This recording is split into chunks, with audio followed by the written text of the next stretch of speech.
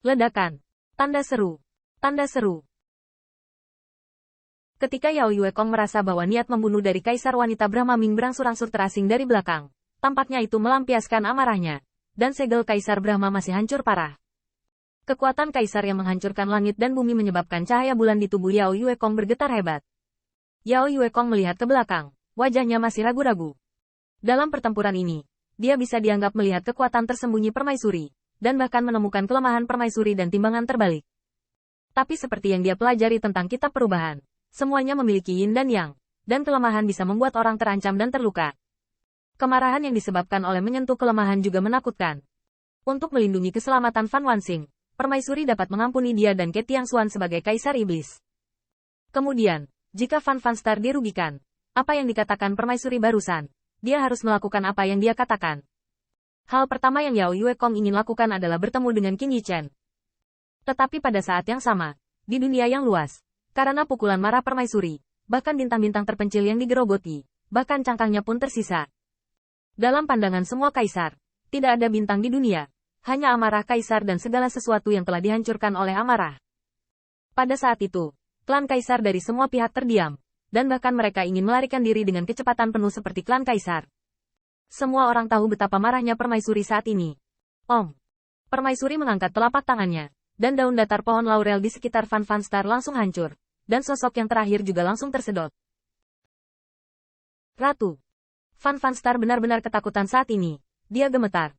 Tetapi telapak tangan kaisar yang dipegang permaisuri tidak jatuh, tetapi menamparkan wajahnya dengan keras. Ledakan.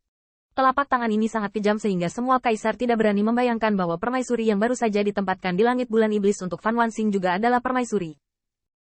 Fan Fanstar langsung terkena muntah darah dan terbang terbalik, berguling jauh di dunia, dan semua raja surgawi begitu ketakutan sehingga mereka tidak berani mengangkat kepala, apalagi membantu mereka di masa lalu.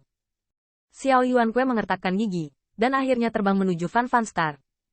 Tetapi yang terakhir melepaskan diri dari Xiao Yuankui, dia berdiri, membiarkan darah menetes dari sudut mulutnya, dia mengertakkan gigi dan terbang ke belakang kaisar. Ibu, lain kali, jangan selamatkan bayinya lagi. Bentak. Dengan telapak tangan lain yang ekstrim, Fan Fanstar meledak lagi. Tetapi kali ini, kaisar memegang telapak tangan kaisar yang kosong, dan menyeret Fan Fanstar kembali.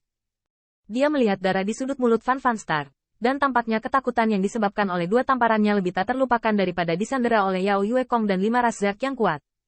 Karena dirimu, biarkan mata ayahmu lepas. Suara permaisuri sangat dingin, tetapi pada akhirnya, dia perlahan mengangkat telapak tangannya, dan ibu yang penuh kasih biasanya menyeka sudut mulutnya untuk Fan Fanstar, dan dia bahkan tidak peduli untuk mengotori jubah brokatnya. Bagaimanapun, darah di sudut mulut Fan Fanstar terhubung dengan darahnya. Ingat, kamu adalah anakku. Hanya aku dan ayahmu yang bisa mengalahkanmu di dunia ini. Fan Fanstar menunduk, dan ketakutan serta rasa sakitnya pada saat itu berubah menjadi menyalahkan diri sendiri. Fan Fanstar bukan orang bodoh, kecuali kesombongan seorang kaisar kecil, dia tidak membosankan.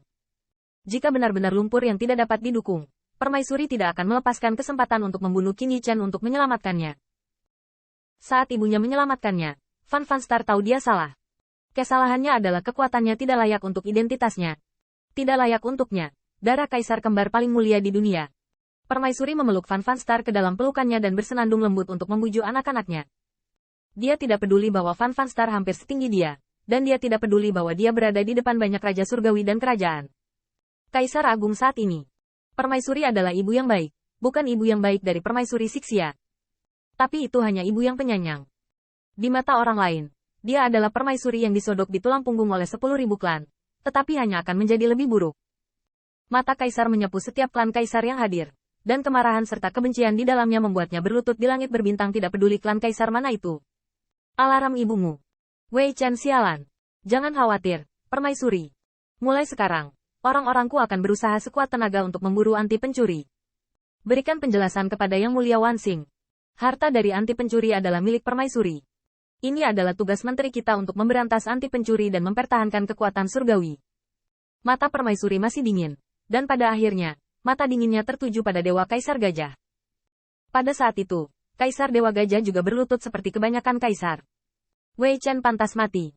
Kaisar Sensiang juga panik pada saat itu. Anti pencuri melarikan diri. Jadi orang yang paling bertanggung jawab di tempat kejadian tidak lain adalah dia. Pada awalnya, kelima serangga itu akan melarikan diri. dia menyelamatkan dua Raja Surgawi. Tetapi karena keserakahannya, dia tidak berniat meninggalkan Zerg hidup-hidup. Dialah yang bertarung sengit dengan Yao Yuekong tetapi menolak untuk memberikan kekuatan penuhnya. Bahkan jika dia mengejar dan membunuh dengan semua kekuatannya barusan, Qin Yichen mungkin tidak akan bisa melarikan diri. Mengapa Kaisar Shenxiang melakukan ini? Itu karena dia tahu bahwa Fan Fan Star pada saat itu pasti tidak akan mati. Tetapi jika dia menangkap Qin Yichen, konsekuensinya. Dia setia kepada Istana Surgawi. Tetapi ini hanya membuat dia dan klan Kaisar Ke menjadi musuh. Tetapi Kaisar Shenxiang tidak ingin mengubah musuh menjadi musuh. Kaisar, selain dimarahi oleh Qin Yichen dan klan Dike sebagai wanita bodoh, meskipun langit dan ribuan klan juga memarahinya karena tidak layak untuk kebajikan, perut kecil dan usus ayamnya berbahaya. Tapi Permaisuri tidak pernah bodoh. Permaisuri memandang rendah Dewa Gajah dengan cara ini, sampai yang terakhir itu berkeringat dingin. Niang, tolong beri Wei Chen kesempatan untuk menebusnya. Jika Anda bertemu dengan pencuri balasan, saya akan membunuh dengan segenap kekuatan saya. Kekuatan. Permaisuri tiba-tiba tersenyum mendengar ini. Tetapi semua orang bisa melihat senyuman itu, dan bahkan Permaisuri sendiri menjelaskan bahwa itu adalah senyuman yang dipaksakan. Teman-teman Shenxiang Dao, tolong cepat. Mereka semua anti pencuri licik. Bagaimana istana ini bisa menyalahkanmu? Kaisar Shenxiang gemetar, tetapi dia tidak bisa diam. Sepatah kata dari Permaisuri membuat tubuh Kaisar bergetar lagi. Tapi, istanaku tidak masuk akal, tapi bukannya tidak memahaminya. Jika Anda ingin makan daging tetapi menolak untuk melakukan apapun, tidak ada alasan seperti itu di dunia. Permaisuri melihat sekeliling sekelompok pahlawan. Kali ini, Yuan Tiandi tidak ada di sisinya. Tetapi dia juga bisa membuat semua kaisar bergidik. Kemampuan Qin Yichen untuk berlari adalah kemampuan Qin Yichen.